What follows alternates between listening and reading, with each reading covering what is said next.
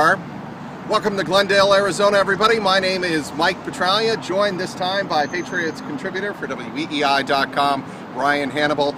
Ryan, right behind us, that would be the site of Super Bowl 49. That's, of course, University of Phoenix Stadium, home of the Arizona Cardinals. And come Sunday at 6:30 Eastern Time, it will be home to the Seattle Seahawks and the New England Patriots. Both teams with a lot on the line, legacies being talked about this week. Neither coach on Friday, Ryan, in the joint press conferences really wanted to get into the historical legacies because, frankly, 2 days, 48 hours before the game is not the time to do that, but we can do that because that's what they pay us to do. Obviously, Pete Carroll, if he wins, he becomes the 7th coach to win back-to-back Super Bowl titles and the first since Bill Belichick in 2003 and 2004. As for Belichick, he would become the first coach ever to win Super Bowls 10 years apart. Obviously, it would be his 4th Super Bowl in 6 tries. What do you make of all the legacy talk 24 hours before the big game? Well, I think a lot is on the line, like you said. I mean, these are two of the better coaches in the league with a chance to really decide where their legacies are going. I mean, Belichick hasn't won a Super Bowl in 10 years, so if he can win one 10 years after his first one, that's pretty impressive, and it goes down as one of the better coaches to ever coach the game. And then as for Pete Carroll winning 2 Super Bowls, that speaks for itself. That's right up there with some of the best to ever coach the game. So a lot's on the line tomorrow night. What were your takeaways from that Friday joint press conference? I thought it was really intriguing that the two different styles on the stage really kind of seemed to mesh together.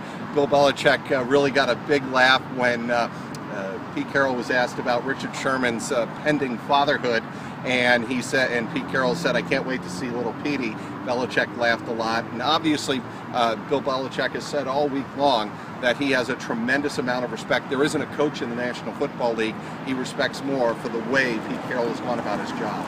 Yeah, they're both different coaches, obviously, Pete being way more outgoing than Bill, and we showed that yesterday. But Bill, I thought this week was a little different. He kind of showed his little personality a little bit. Even yesterday with Pete, they were laughing and joking around on the stage. So I think Bill's opened up a little bit, but on the field, they definitely coach in different ways, but they both also win, so it works for both of them. All right, news of the day here on Saturday in Arizona, Ryan, is the news that Brian Stork was upgraded from questionable to probable with his knee injury suffered against the Ravens in the divisional game. He, of course, did not play against the Colts in the AFC Championship. That's good news. Darrelle Revis did not take part that much on the final practice on Friday, and Bill Belichick gave the Patriots essentially the day off. They did not have a walkthrough like they normally do before a regular season game, the 24 hours before a regular season game. But Bill Belichick giving the team the day off in the walkthrough, not unprecedented in Super Bowl history, as 3 years ago in Indianapolis he did the very same thing. His quote to pool reporter Jared Bell of USA Today was that we're as ready as we're going to be. You think Bill Belichick's pretty confident going into this game? Yeah, he seemed very confident, and the team seemed very confident this week too.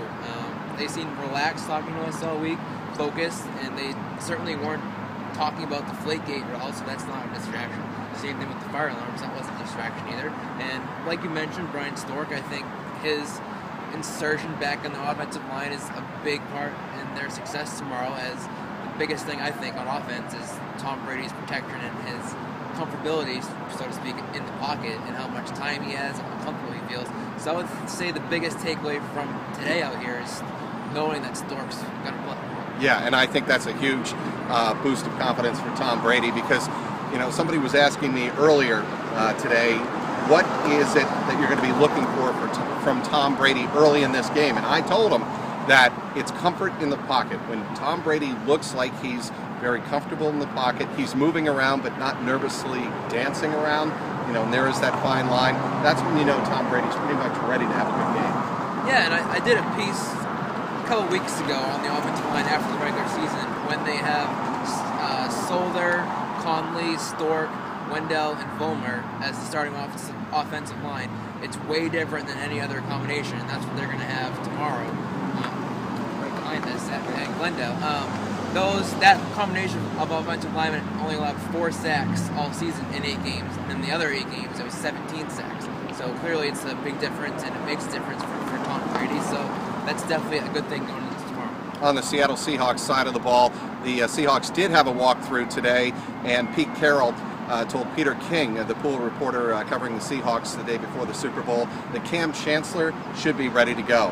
His injury that re-injured himself on Friday in practice kind of tweaked it. He should be all set to go. That's a big addition for the Seahawks. Yeah, I think they're at full strength. I mean, those injuries aren't really going to prohibit them in any way, so to speak. I mean, but if you're the Patriots, you might as well test them early on and go after them and see if it is a big deal, and if they see something, then attack it. But I think all the players in the Seahawks will be ready to go, and they're a good team, so the Patriots will definitely have their answer. Okay, we got to get you on record, Ryan. What do you like to happen on Super Sunday right behind us? I like the Patriots. No one circles the wagons better than the Patriots, and Seahawks are a tough team, but like I said, no one circles the wagons better than the Patriots. No one responds to adversity and responds to criticism like the Patriots. So I like them in a close game, 24-21. And Ryan, I like them 27-17.